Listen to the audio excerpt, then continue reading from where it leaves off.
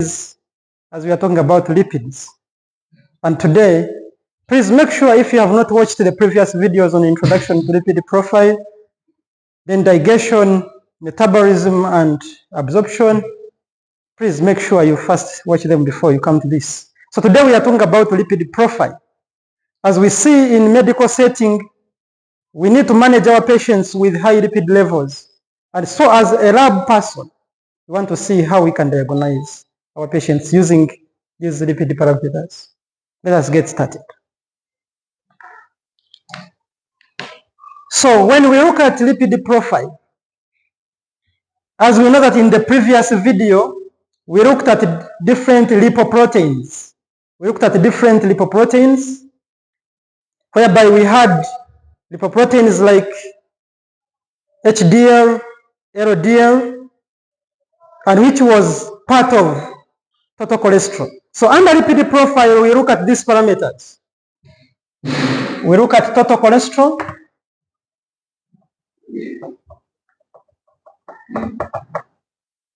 we look at triglycerides, we look at high density lipoprotein, that is HDL. Then we look also at LDL, which is low density lipoprotein. And then we shall also look at non-HDL. These are the major parameters under lipid profile. And as we talk about them, we are going to see which principles do lab people use to diagnose these lipid profile parameters. And of course, let us start with total cholesterol.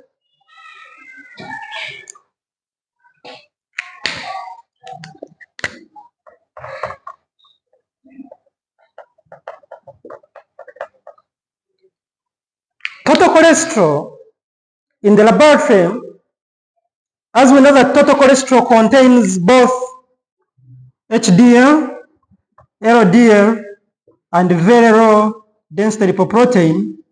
These are all, when we add them together with intermediate density lipoprotein, they give us what we call total cholesterol.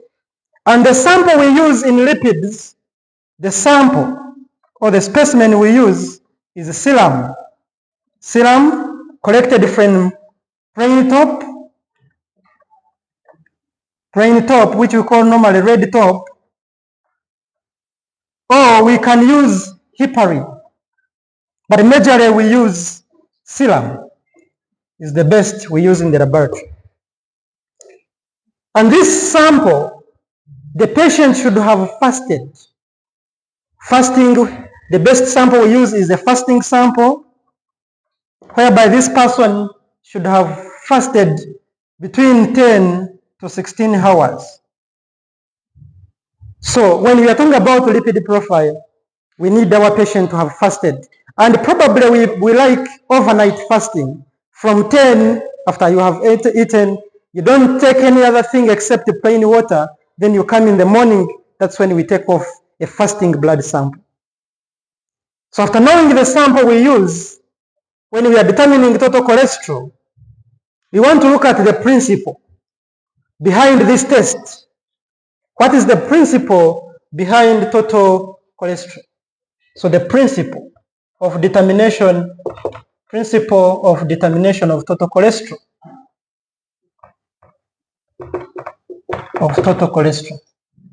And the principle we use, we are using enzymatic method. Here we use enzymatic method,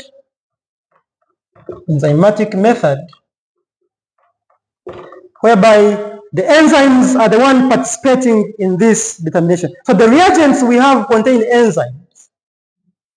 So when we have total cholesterol, which we eat in the food, which is in the form of cholesterol esters. So the cholesterol esters are hydrolyzed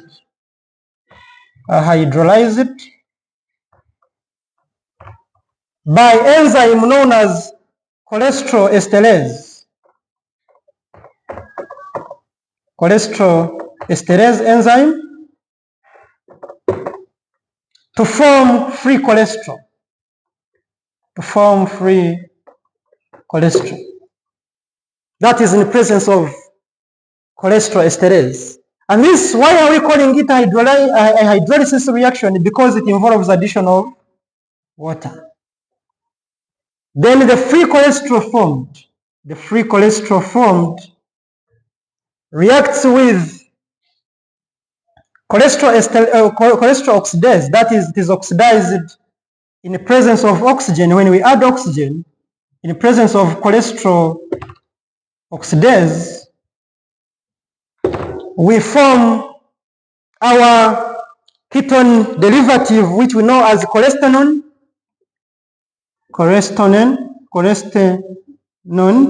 This is the ketone derivative. It is a ketone derivative which is formed, plus hydrogen peroxide.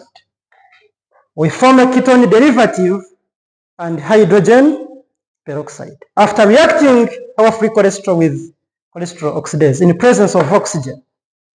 Then the hydrogen peroxide, which is now formed, this hydrogen peroxide, this is step number 3, it is reacted with the chromogen, and the next chromogen we use in the laboratory is the 4-antpyrine, 4-amino-antpyrine. And this 4-amino-antpyrine is acting as a chromogen.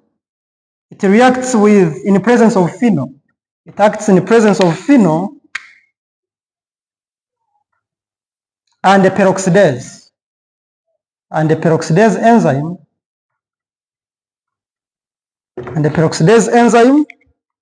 forming a red quinonemine dye. This red colored complex formed is the one that we can determine either colorimetrically. So if we have a colorimeter or any photometer in the laboratory, we can determine it colorimetrically using 540 nanometer wavelength. And the intensity of this red color formed, the more the red color formed, the more the cholesterol in the sample. So we are seeing that this red quinonemine dye formed is determined colorimetrically at 540 nanometer wavelength. And the intensity of the red color is directly proportional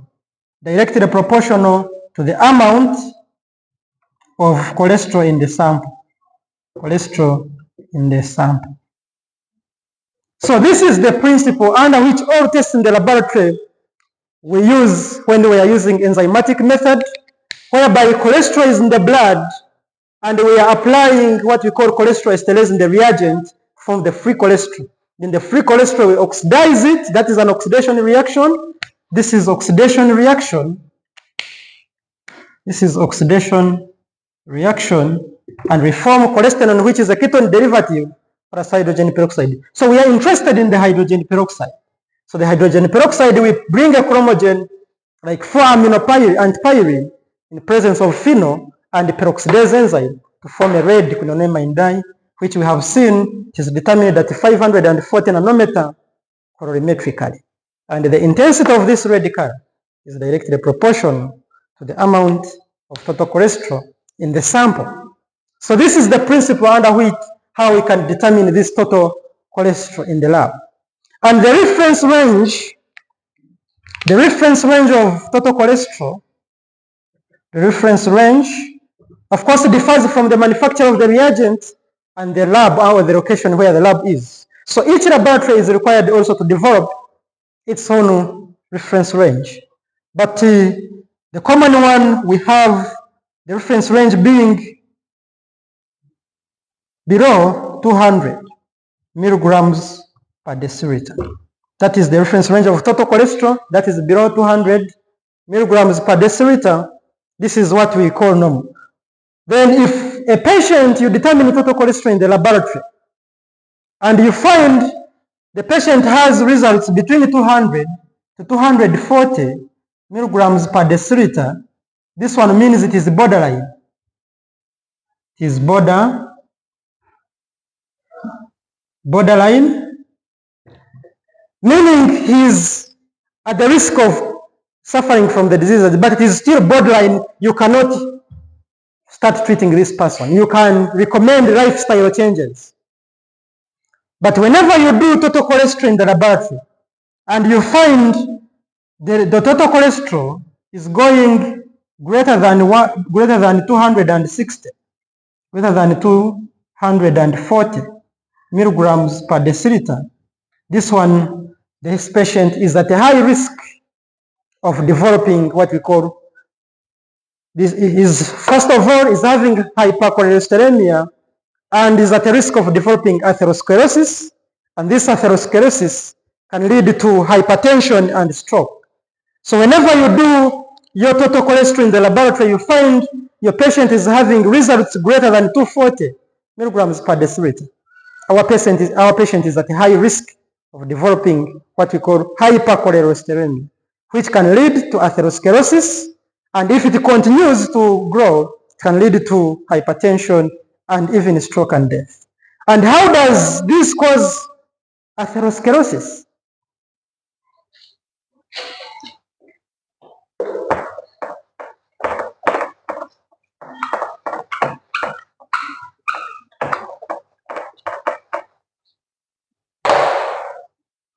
So we are talking about atherosclerosis.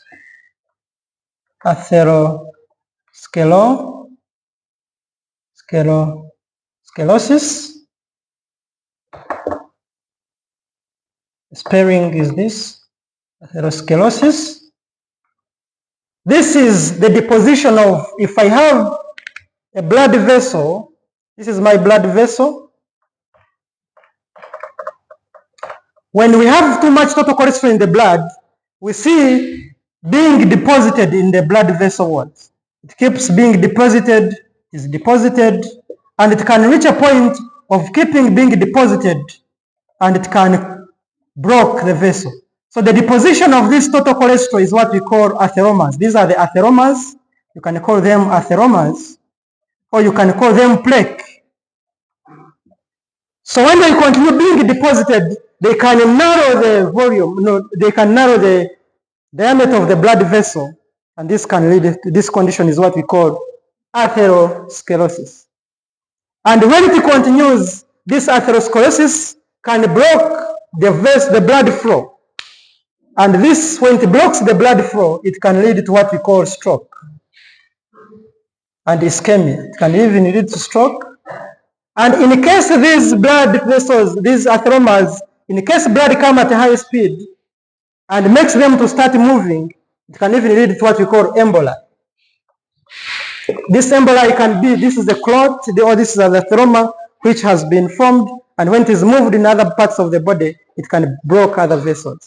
But we see the end result of atherosclerosis leading to hypertension. Hypertension, why? Because we have narrowed the lumen of the blood vessels. So the peripheral resistance increases. And this one will lead to the heart working hard to pump blood to the other body tissues. That's how it can lead to hypertension. And this hypertension even can result into coronary heart diseases and even sometimes a stroke. And these are this is the pathogenesis of atherosclerosis. And when it persists, I said, atherosclerosis can result into arteriosclerosis, whereby arteriosclerosis is hardening of the blood vessels. So sometimes these blood vessels, we know that normally they are rigid, they are flexible. They allow flow of blood. So when there is deposition of these atheromas, they make the blood vessels to become rigid, that they are no longer flexible to allow full movement of blood. And that condition is what we call arteriosclerosis. So these are some of the risks of having high total cholesterol. So another test we can talk about apart from total cholesterol, we can talk about triglycerides. can talk about triglycerides. How are they determined in the laboratory? The number 2 is triglycerides. And these triglycerides, we know they are the most common component of the dietary fats. And these are the ones which are mostly affected by non-fasting sample. They are mostly affected by non-fasting sample. So for determining the triglycerides in the body, this person must have fasted. Should have fasted in order to get the right results. And how do we determine these triglycerides in the body? We know we use the method, we also use enzymatic method, whereby this enzymatic method, we use enzymatic method, whereby if I have triglycerides in the body, these triglycerides are hydrolyzed. They are hydrolyzed, that is plus water. They are hydrolyzed in the presence of lipoprotein lipase, and then we form glycerol plus free fatty acids.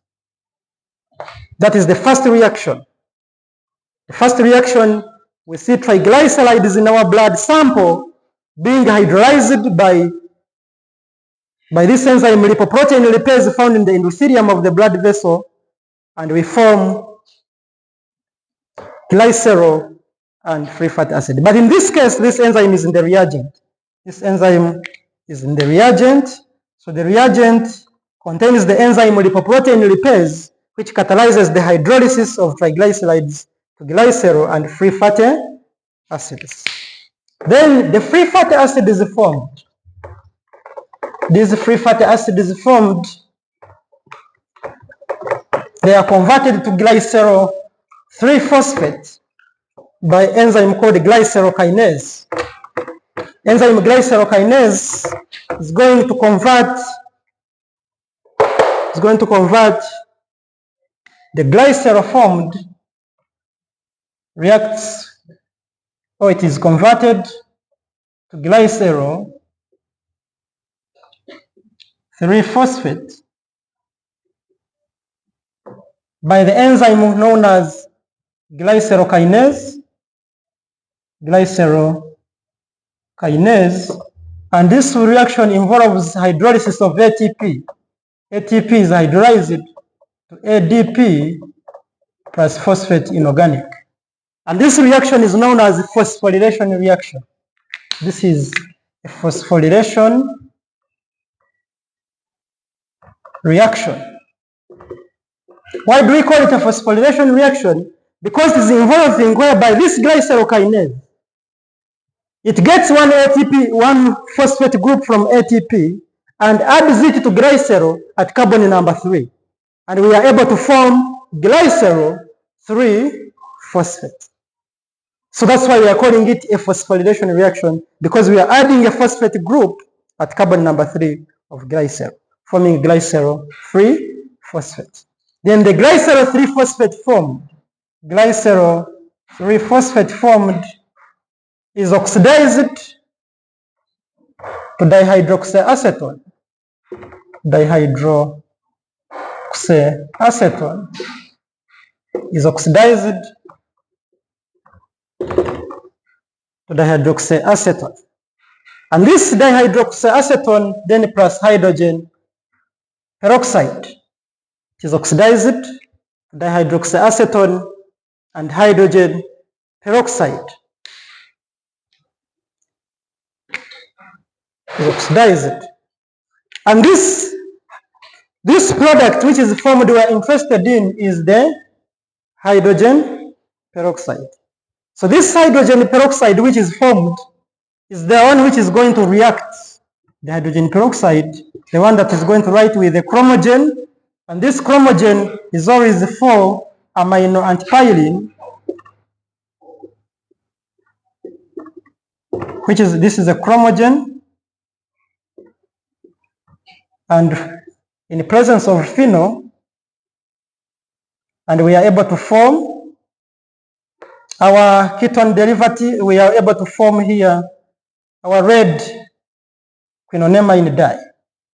Quinonemine dye. And this red quinonemine dye, which is formed in the presence of phenol and enzyme known as peroxidase, the enzyme here is peroxidase, we form our red quinonemine dye, and this red quinonemine dye, which is formed here, is the one that is determined the colorimetry, the way we did in cholesterol, whereby we can measure it colorimetrically using a calorimeter at 540 nanometer wavelength. And no, don't always forget that the intensity, when you are asked in an exam, always remember that the intensity of the red color is always directly proportional. So the intensity of the red color complex is directly proportional to the amount of triglycerides in the sample. So never forget to tell us that it is directly proportional. So this is how we can determine our triglycerides in the lab. As a laboratory people, we need to always ensure that the patient has fasted in order to get reliable results. What are the reference ranges? The reference ranges of triglyceride, the normal one ranges between 40 to 150 milligrams per deciliter. And whenever you do the triglyceride levels between 150 to 200, this is milligrams per deciliter, this is borderline. This one is known as borderline. But when you find it is greater than 200 milligrams per deciliter, this one is high. So meaning this patient is also at a high risk of developing atherosclerosis. And can also, which we saw that atherosclerosis can lead to hypertension and other coronary heart diseases. And even it can result into what we call arteriosclerosis. So the causes or the effects of triglyceride are almost the same as the ones of cholesterol. But in the cholesterol, we call it hypercholesterolemia, and this is hypertriglyceridemia. Note, something we can note here is that this hypertriglyceridemia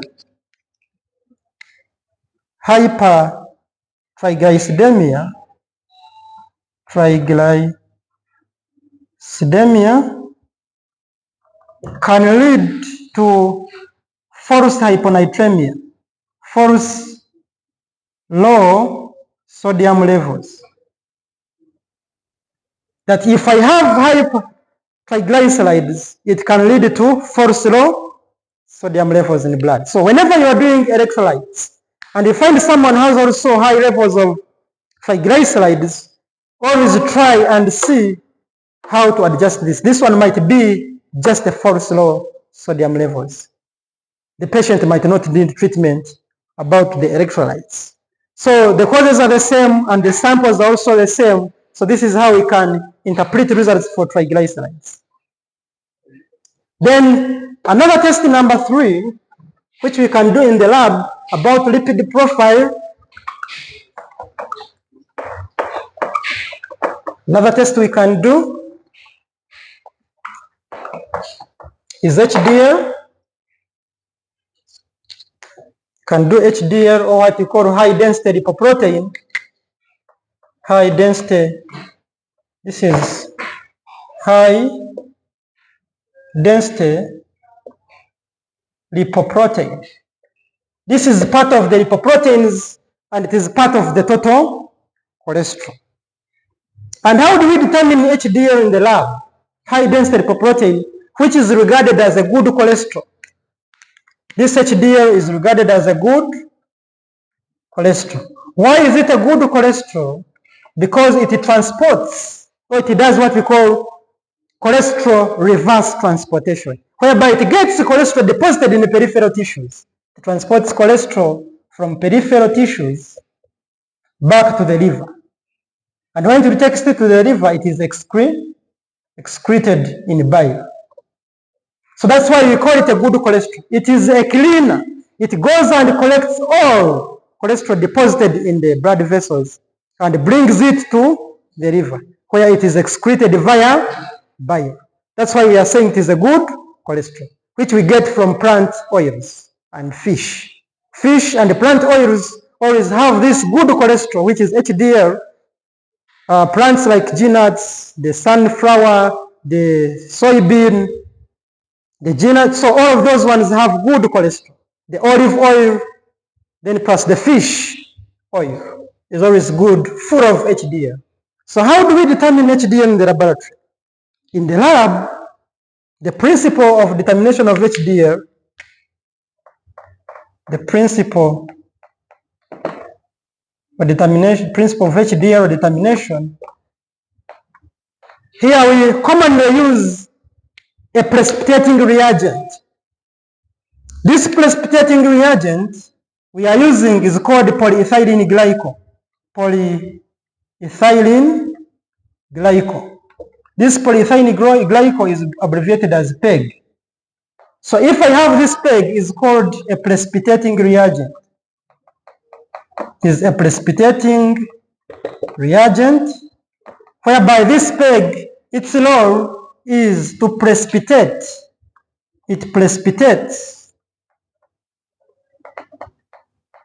It precipitates very low density lipoprotein, precipitates LDL, precipitates IDL, leaving behind, and it leaves behind HDL. So it precipitates this type. As we told you in the beginning, that's very low density lipoprotein and intermediate density lipoprotein are the one that forms total cholesterol. So if I have total cholesterol and I add PEG, this PEG is able to precipitate out all this and leaves behind only HDL. So this HDL, upon centrifugation, if I centrifuge, we shall form a spanitant and a sediment. Then this spanitant is the serum. So you'll find in the serum, the precipitated VLDL, LDL, and IDL goes into the sediment. You find them in the sediment. Then you find in the serum, we remain only with HDL. So this HDL, which remains in the serum after centrifugation, is the one that is determined using the same method as cholesterol. The way the principle is used as the same method, the way we saw the principle of total cholesterol, whereby we shall need cholesterol esterase, we shall need cholesterol oxidase, and we shall need also a chromogen. So the same method we use for total cholesterol. So here, after getting HDL in the serum, we use the same principle as total cholesterol. The same principle. We use the same principle as we saw in the fasting and when we are beginning. So the same rule. So here the major thing, we were to see the function of polyethylene glycol, which precipitates out all other types and leaves behind HDL in the serum. And when this HDL in the serum, which is part of the total cholesterol, is the one that is determined by the same principle as total cholesterol. Hope you are understanding that. So that is how we can determine our HDL. And as I told you, HDL being a good cholesterol, its reference range in blood, in the fasting sample, its reference range is between 40 to 80. Between 40 to 80 milligrams per deciliter. This is for men, and for ladies it can be between 40 to 60. This is women, this is men. This is the reference range for HDL. Then, after knowing how to determine HDL in the lab, Now what we need is the low density lipoprotein. And we don't encourage lab people to always buy reagents of the of LDL, because we can use an equation known as Fried-Wald equation to determine LDL in the laboratory. So whenever I have HDL, I have total cholesterol, and I have triglycerides, I can apply Fried-Wald equation to determine LDL without using any reagents.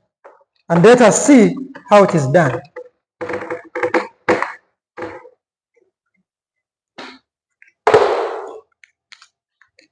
So LDL, what we know as low density lipoprotein, and this low density lipoprotein is regarded as a bad cholesterol. It is a bad cholesterol, and this LDL is got from animal products. Animal products, when you are taking meat, when you take butter, you take cheese, you take anything from animal products, any fat got from animal product is a bad fat. Why do we call it a bad fat? Because this LDL, for it, as we saw, HDL was transporting from peripheral tissues back to the liver for excretion. This one, LDL transports cholesterol from the liver to the peripheral tissues.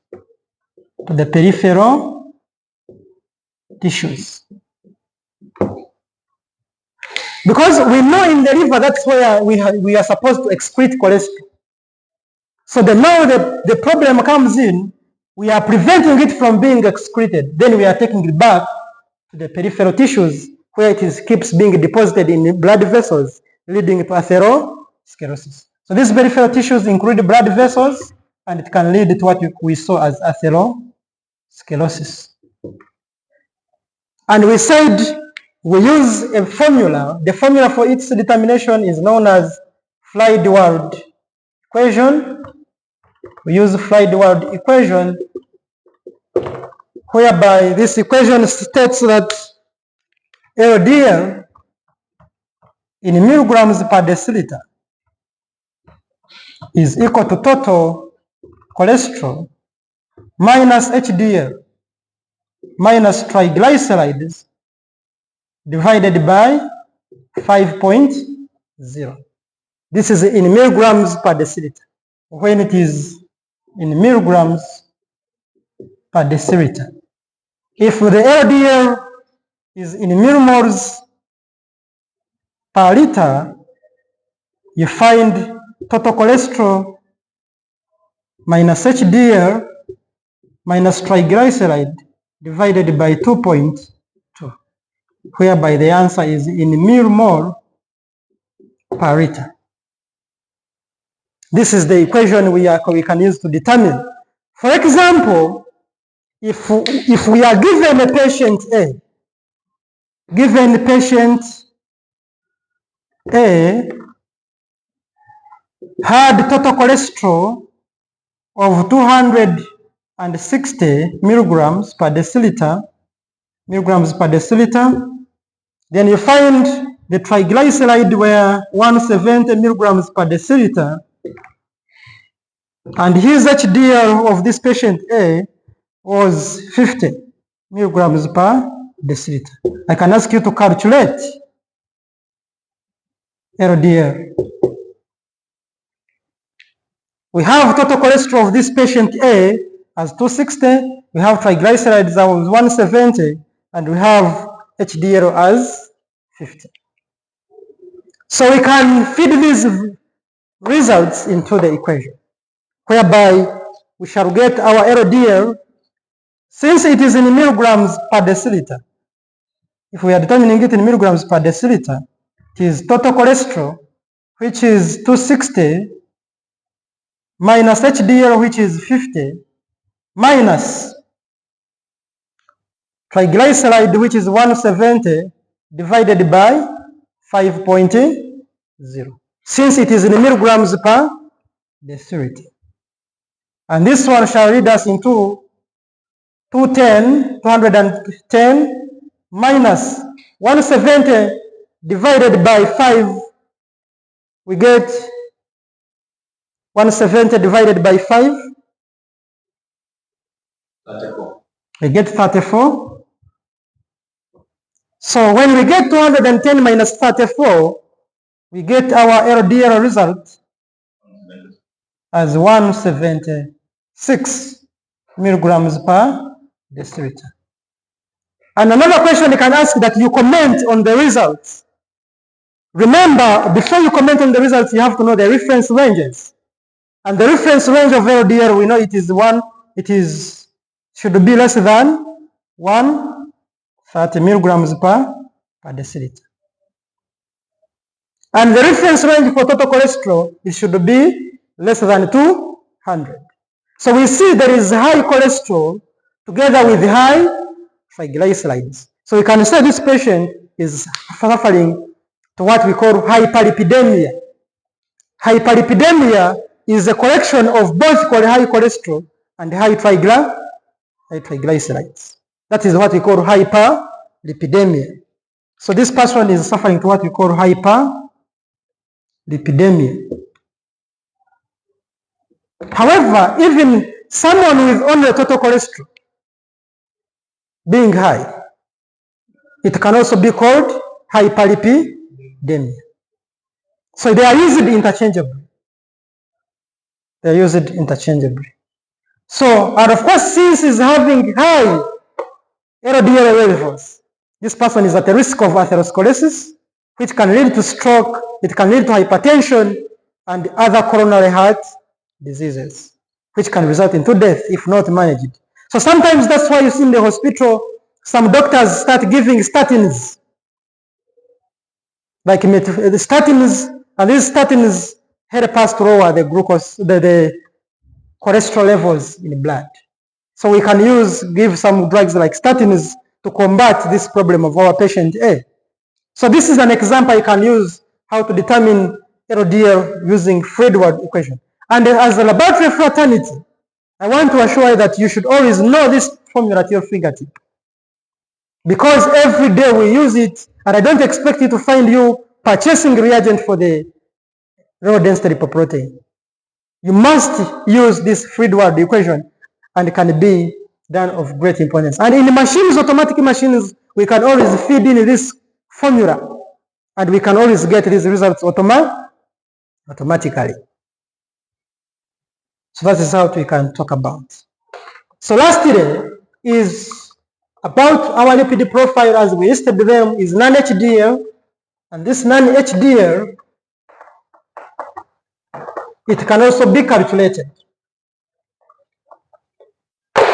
Non-HDL. Non-HDL can also be calculated. And non-HDL, we want to see of the total cholesterol, how much is not HDL. Because as we said, cholesterol contains very low density lipoprotein, contains intermediate density lipoprotein, contains LDL and HDL. So we want to see in the total cholesterol, how much is HDL only. So we get, to get HDL, non-HDL is equal to total cholesterol. We want to get the total cholesterol, then we subtract the HDL. When you do this, you are able to get non-HDL. And non-HDL comprises of what? It comprises of very low density lipoprotein and intermediate density lipoprotein. Those are the non-HDL we are looking for. Hope you're getting me. We are saying in total cholesterol, we have LDL, we have HDL, we have very low density lipoprotein and intermediate. So how can we get the non-HDL? To get the non-HDL, you get total cholesterol minus the HD, then you get the rest. This is how we can determine this. And whenever you are in the laboratory, before you sign out results for lipid profile, for example, you have a lipid profile like this. You find you have a lipid profile which says that total cholesterol is 220 milligrams per deciliter. Then you find HDL is 100 milligrams per deciliter. then you find LDL is 130 or even 140 milligrams per deciliter.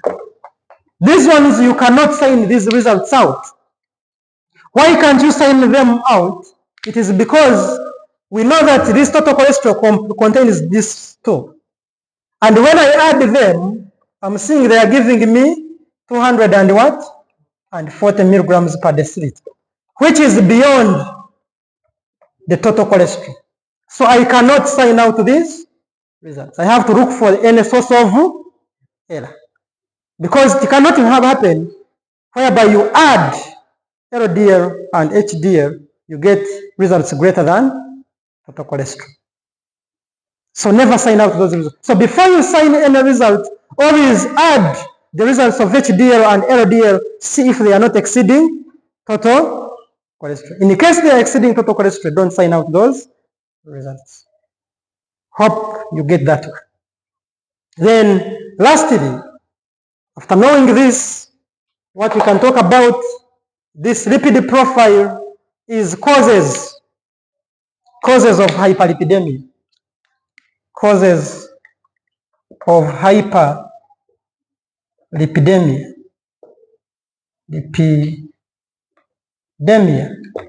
What causes high cholesterol levels? What causes high triglyceride levels? We are seeing one of the causes is hypothyroidism. This is low levels of thyroid hormones, T4 and T3. When they are low, we know that these T3 and T4, they are responsible for metabolism of fats by lipolysis, inducing lipolysis. So when you have hypothyroidism, low levels of hypothyroid hormones, you get what we call the lipids build up in the body. Another cause is uncontrolled. The word should be uncontrolled. If you put only diabetes mellitus is wrong. It should be uncontrolled diabetes mellitus. Uncontrolled diabetes mellitus can also lead to hyperlipidemia, especially it affects the triglycerides. We can see other causes like obesity. Obesity can also be a risk factor on this. We saw other causes like nephrotic syndrome. Nephrotic syndrome can also lead to high levels of lipids. So we have seen hypothyroidism and controlled diabetes mellitus, obesity, and nephrotic syndrome as the leading causes of high lipid levels in the blood. And then after knowing what causes high lipid levels, then what causes low? What causes low lipid levels in the body? There are not many. The causes of low lipid levels are seen in conditions like hyperthyroidism,